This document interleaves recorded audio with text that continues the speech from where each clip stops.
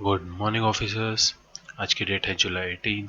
So without any late let's begin our current affair discussion. First news is from Tamil Nadu. एक project सर्वे, उसका name है projects सर्वे। ये एक project today एक independent firm है जो ट्रैक करती है इन्वेस्टमेंट प्रोजेक्ट को इंडिया में, एंड उसने एक सर्वे किया है फर्स्ट क्वार्टर में।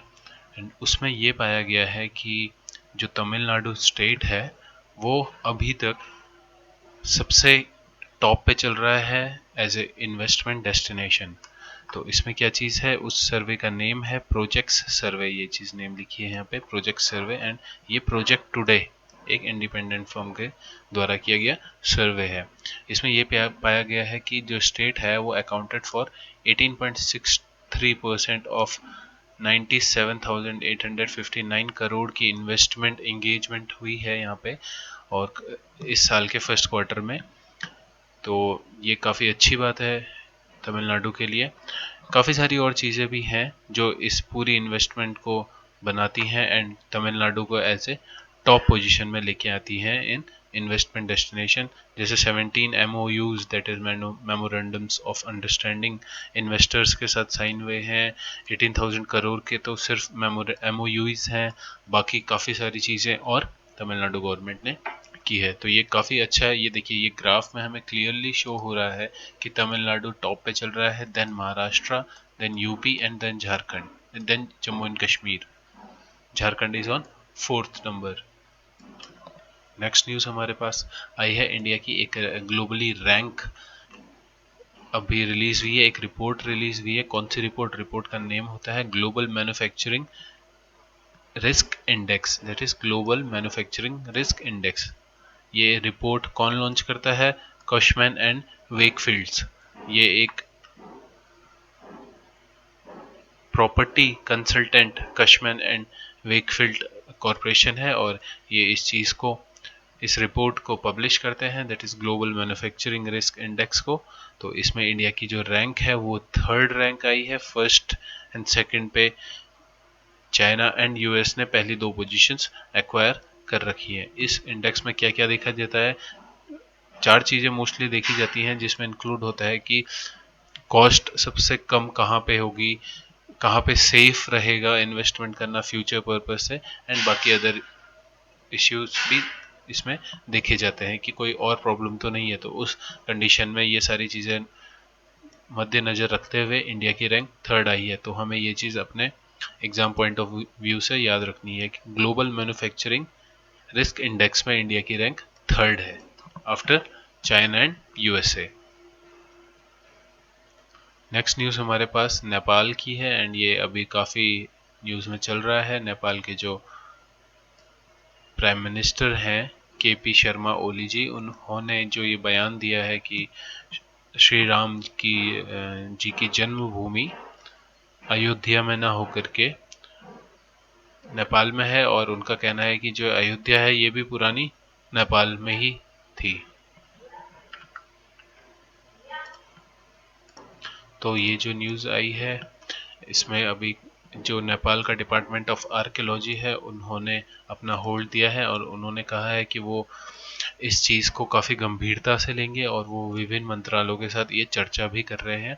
तो जो वहाँ का पुरातत्व विभाग है, दैट इज DOA, वो राम बहादुर कुंवर के हवाले से बताया गया है कि बीरगंज के थोरी में, जो जगह का नाम इसमें मेंशन है थोरी में कहा गया है, वहाँ पे पुरातत्व विभाग ने अध्ययन करना शुरू करने की संभावनाओं को लेकर विभाग से बात कर रहा है। बट एक इम्पॉर्टेंट चीज़ और उन्होंने कही है जो हमें काफ़ी ध्यान देना है कि मैं ये नहीं कह सकता कि हमारे पास यह साबित करने के लिए पर्याप्त आधार है कि अयोध्या नेपाल में है। तो ये चीज़ उन्होंने खुद कही है, डिपार्टमेंट ऑफ आर्कियोलॉजी के प्रवक्ता राम बहादुर कुंवर जी ने। तो ये काफ़ी एक कह सकते हैं कि एक पॉलिटिकल मुद्दा उठाने के लिए, बस इंडिया एंड नेपाल के जो आजकल रिलेशन चल रहे हैं उससे रिलेटेड चीज़ों को इधर उधर भटकाने के लिए ये ऐसे बयान KP ओली जी द्वारा आ रहे हैं। तो इस पर कुछ टिप्पणी करना ठीक नहीं है, देखते हैं इसमें आगे क्या होता है। नेक्स्ट न्यूज़ हमारे पास आई है HRD मिनिस्ट्री से। HRD मिनिस्टर कौन है, जल्दी से बताइए। वो है रमेश पोखरियाल निशंक। तो एचआरडी मिनिस्ट्री ने लॉन्च किया है first online Nishtha programme for 1200 की रिसोर्स पर्सन ऑफ आंध्र प्रदेश। तो इसमें एक चीज़ ध्यान देने वाली बात यह है कि जो ये निष्ठा प्रोग्राम है ये फर्स्ट ऑनलाइन है, जबकि जो निष्ठा प्रोग्राम है वो फेस टू फेस मोड में अगस्त 21 2019 यानी पिछले साल लॉन्च हो चुका है, बट पहली बार अभी ये ऑनलाइन लॉन्च हुआ है। और कौन से स्टेट के लिए ऑनलाइन लॉन्च हुआ है? आंध्र प्रदेश के लिए हुआ है। इसमें 1200 की रिसोर्स पर्सन हेल्ड करेंगे आंध्र प्रदेश में इस स्कीम को। तो इसके अंदर क्या है? Andhra Pradesh is the first state of for which the government is launching the online Nishtha program. तो आंध्र प्रदेश पहला है जो ऑनलाइन वाला है, अदरवाइज ये निष्ठा प्रोग्राम लास्ट ईयर लॉन्च हो चुका है। इसमें क्या होगा, जो रिसोर्स पर्सन होंगे वो हेल्प करेंगे in mentoring of teachers of Andhra Pradesh. जो आंध्र प्रदेश के टीचर्स हैं, मतलब बेसिकली जो ये निष्ठा प्रोग्राम होता है इसकी फुल फॉर्म होती है national initiative for school heads and teacher holistic advancement. तो यानी टीचर्स और स्कूल हेड्स हैं उनके होलिस्टिक एडवांसमेंट,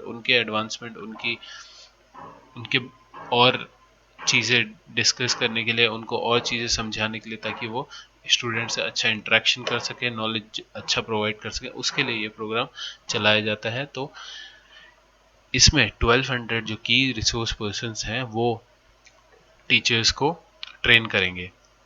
तो ये जो एक फ्लैगशिप प्रोग्राम है किसका, ये अंडर आता है समग्र शिक्षा का। तो ये चीज़ भी हमें याद होनी चाहिए, जो ये जैसे पॉइंट्स होते हैं समग्र शिक्षा, निष्ठा, दीक्षा, तो ये चीज़ें हमें पता होनी चाहिए कि ये क्या चीज़ें हैं। अभी तक जो मिनिस्ट्री ने बताया है कि 23,000 की resource persons and 17.5 lakh teachers of school and head have been covered under Nishtha face to face mode till date. तो फेस टू फेस में तो अभी इतना हो चुका है एंड अब ये ऑनलाइन भी स्टार्ट हो चुका है। नेक्स्ट न्यूज़ आई है इंडिया एंड यूएस से रिलेटेड। इंडिया प्लान कर रहा है पेट्रोलियम को रिजर्व करना इन यूएस।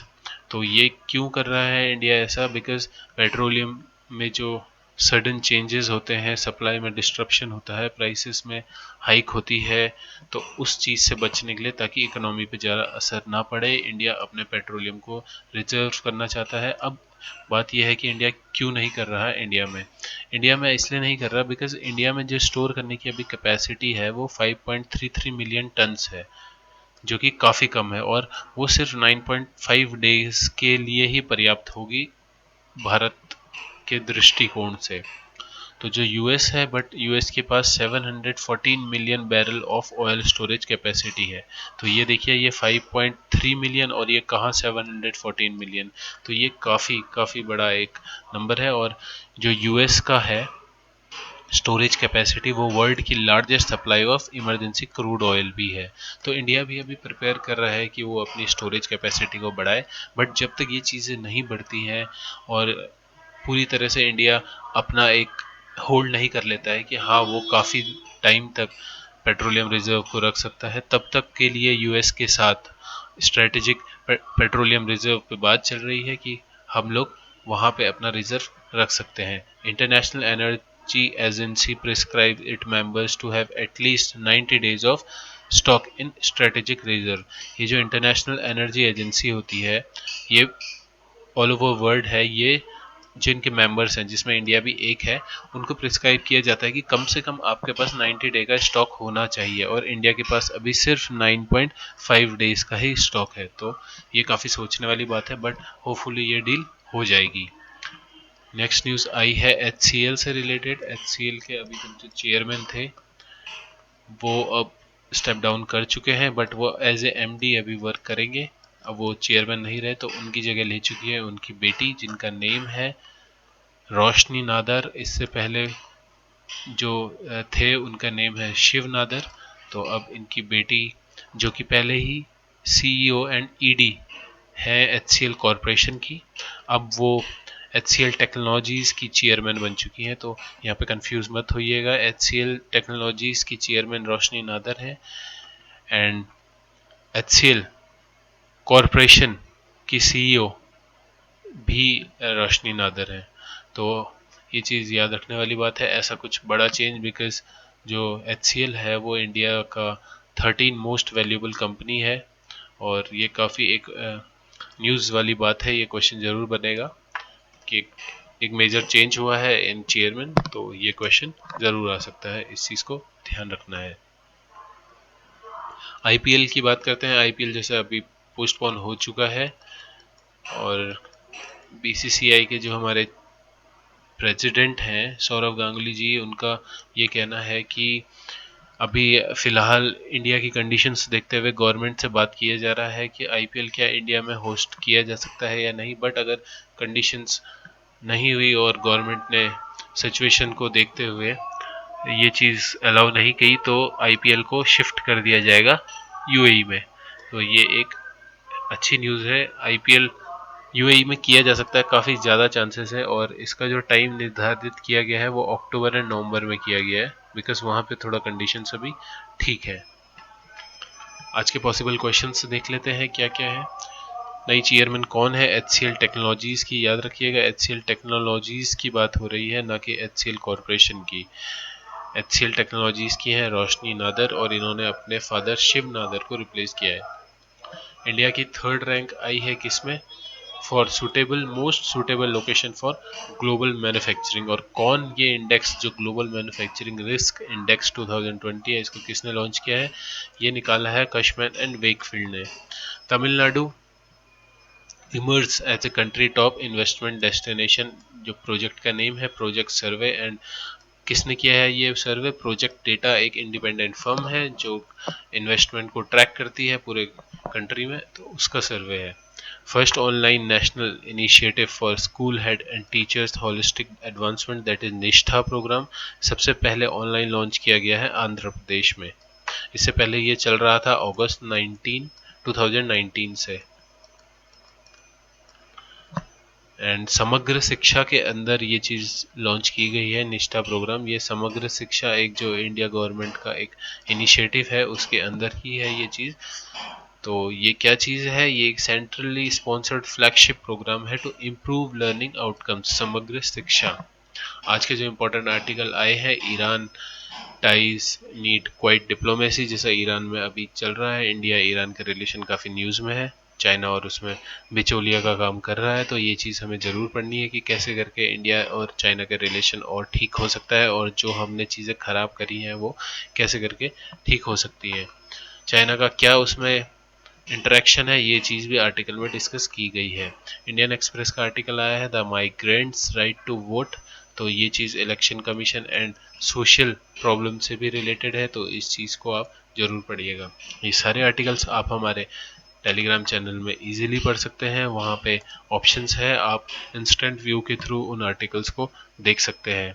होपफुली आपको आज का सेशन पसंद आया हो। अगर पसंद आया तो प्लीज़ हमारे चैनल को सब्सक्राइब कर दीजिए। अगर आपको वीडियो पसंद आ रही है, ये सीरीज़ अच्छी लगती है करंट अफेयर डिस्कशन की, और आप इसमें कुछ इम्प्रूवमेंट चाहते हैं, तो प्लीज़ लाइक कीजिए। जो इम्प्रूवमेंट चाहिए आप कमेंट बॉक्स में टाइप कर दीजिए, हम आपके कमेंट्स का इंतज़ार करेंगे। Thank you so much. जय हिंद।